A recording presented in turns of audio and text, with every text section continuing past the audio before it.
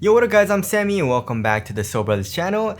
In this video, we're gonna be talking about the best tractions for basketball shoes. And of course, in my personal opinion, traction is the most important aspect of a basketball shoe just because you don't want to be sliding around. You know what I mean? For me, I like to have a very nice hard stop. Of course, it's different for some people as far as like what you think is very important. I feel like, some people think it's the fit, some people think it's the material or cushion, and that's fine, but for me, traction is the most important. And also, you can't really change good traction, you know what I mean? Fit, you can kind of change a little bit, you can double sock if it's a little roomy, or you can put in another insole in, material also is, you can't really change material, but in my personal opinion, it's not like that big of a deal just because, if it's a supportive material that's like overall like more minimal and it conforms to your foot very well, then I don't really mind it all too much, you know what I mean? So anyways, the traction is super important, and if you guys do want to get any of these shoes, I try to leave an affiliate link in the description box. But let's get it started off with the Jordan Zion 2. Zion 2 has amazing traction, super solid bite, top tier traction pretty much on a clean court, also very minimal dust pickup. It's a weird traction pattern, and it has the Zion logo in the forefoot. But yeah, I mean, on dust and on a clean court, you're gonna be good to go. Also on an outdoor court, it's probably not the best option though. Like the lines, surrounding the Zion logo are on the thinner side of things, and it's softer, so not the best idea on an outdoor court, but that's not what we're talking about. We're just talking about indoor. So yeah, Zion 2, amazing traction. And yeah, the Zion 2 also is a very good performer. And also all these shoes pretty much are amazing performers just because that's my prerequisite, you know what I mean? If it doesn't have good traction, even though everything about the shoe, like fit, cushion, whatever material support is good, it's still not gonna be a great performer in my personal opinion, you know what I mean? But anyways, let's get it moving on to the Nike PG6, good old faithful for me. I absolutely love the PG6, super cheap as well, it's 110 bucks.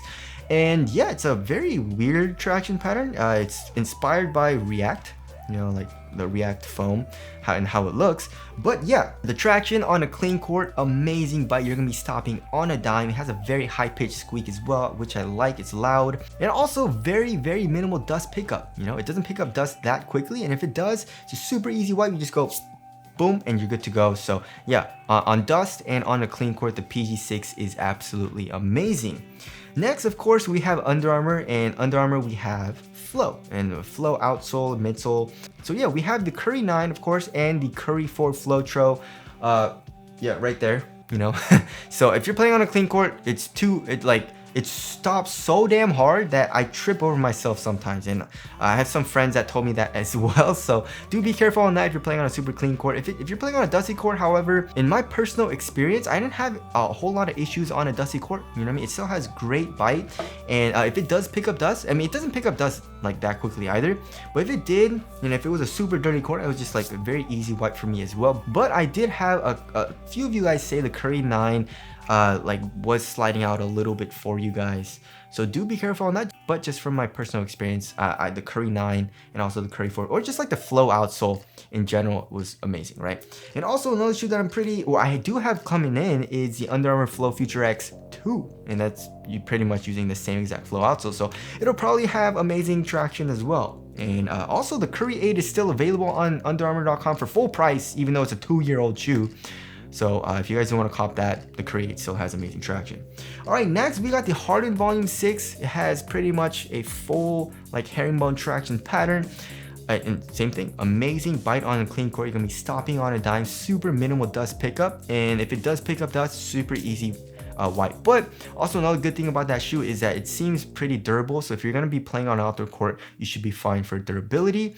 But yeah, if you're playing on an indoor court, the Hardened Volume 6 is a top tier traction. Next, we got the KD15 and also the KD14. The KD14 was on a lot of lists. KD15, same thing. Amazing traction. You're gonna be stopping super hard on a clean court, and if you're playing on a dusty court, super easy wipe as well. It doesn't pick up, it picks up dust a little bit. I would say it picks up a little bit more dust than the Hardened Volume 6, just a tiny bit more, but it's a super easy wipe, right? So if you keep up with your wipes, you're gonna be having a good time if you're playing on a dusty court.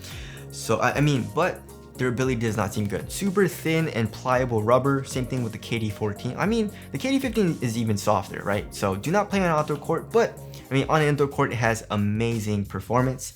Next, we got the Kyrie Low Five, super hard stop as well. It picks up a little bit of dust though, and picks it up like faster than normal. I would even say a little bit faster than the KD15. So you're gonna have to wipe just a little bit more frequently, but like I keep saying, it's a super easy wipe. You just go boom and you're good to go. And also the extra rubber that you get coming up on the medial side of the shoe gives you a little bit better stop if you're doing like crazy movements like Kyrie, like doing crossovers and stuff. So yeah, the Kyrie Low 5 is amazing. Next, we got the Kyrie Infinity. I would actually say the Kyrie Infinity is more on like the lower end as far as all of these shoes go, just because it still has a solid bite and you do need to break it in. But once you break it in, it has a really, really nice bite, but I wouldn't say it's as good of a bite as like the Curry 9 or the PG6 or the Hardened Volume 6, right? It picks up very minimal, or actually it doesn't really pick up dust that much, which is a good thing. And also like the Kyrie Low 5, we do have the rubber outsole coming up on the medial side of the shoe for extra grip if you're doing crazy Kyrie moves, right? So there's a Kyrie Infinity there. Next, we got the Jordan 36 and also the Jordan 36 Low. Amazing traction pattern. It's pretty much like a herringbone traction pattern, and if you're playing on a clean court, amazing bite. If you're playing on a dusty court, however, it picks up a little bit of dust, but it never gets super dangerous, right? If you let too much dust pick up or something, you don't slide out or anything, which is a good thing. Also, it's a very easy wipe, so the Jordan 36 also is an amazing option for great traction. Alright, next we got the Giannis Immortality 2. So it pretty much uses the same outsole as the Giannis Immortality 1. So amazing traction, amazing bite. But for some reason in the Giannis Immortality 2, in my colorway, I had a solid rubber outsole, right? So I needed to break it in a little bit, and once I did, it still had amazing bite. But like in the Giannis Immortality 1 with kind of like the semi-translucent outsole, it was good pretty much right out the box. It had amazing traction. So I guess if I were to give you guys advice, try to go with the semi-translucent outsole if they have any colorways out for the 2, but still amazing. Once you break it in, really, really good bite on a clean court, and it does pick up a little bit of dust, but it's a very easy wipe, right? It doesn't pick it up super fast. I'd actually say you'd have to wipe like every 2 to 3 plays, which is kind of frequent, but it's an easy wipe, so there's that.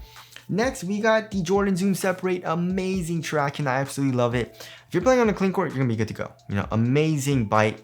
Also, pretty much you're good right out the box. Also, if you're playing on a dusty court, super minimal dust pickup, and I think it just bites through that dust really, really well. And super minimal dust pickup and super easy wipe as well. And also another thing that I really like about the Zoom Separate is the teetering.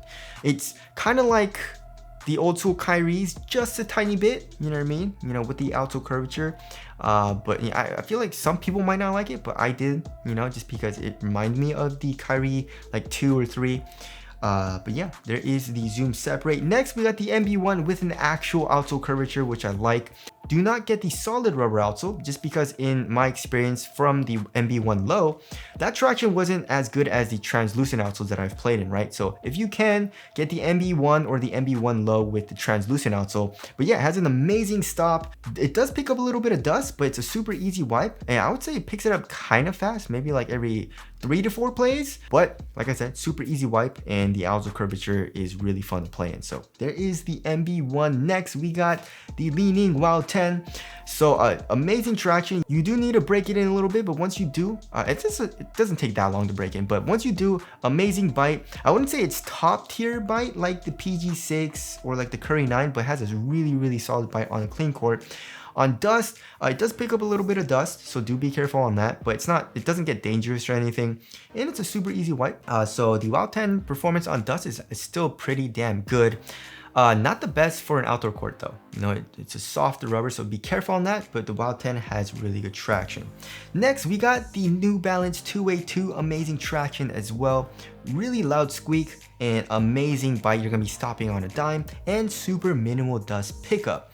Also very easy wipe though if it does pick up dust. If you're playing on a super dusty court, of course, all these shoes are gonna pick up dust, but it's a very, very easy wipe. And the two-way 2 just bites through that dust really well too. So there's that. And last but not least, we got the Jordan Luca One. I played in the pretty much fully translucent outsole for the Luca One, and it's amazing, right? Really, really hard stop. Also for traction, performance on dust, a very little dust pickup, but if it does pick up dust, it's a very, very easy wipe as well. Durability, I feel like it'll be on the better side of things. Probably not the best option, but I feel like you should be okay with the Luca Ones on an outdoor court. But anyways, that about wraps it up for this video. Again, if you guys do want to cop any of these shoes, I try to leave an affiliate link in the description box. They're pretty much all amazing performers. But that's it. Thank you guys for watching, and I'll see you guys in the next one.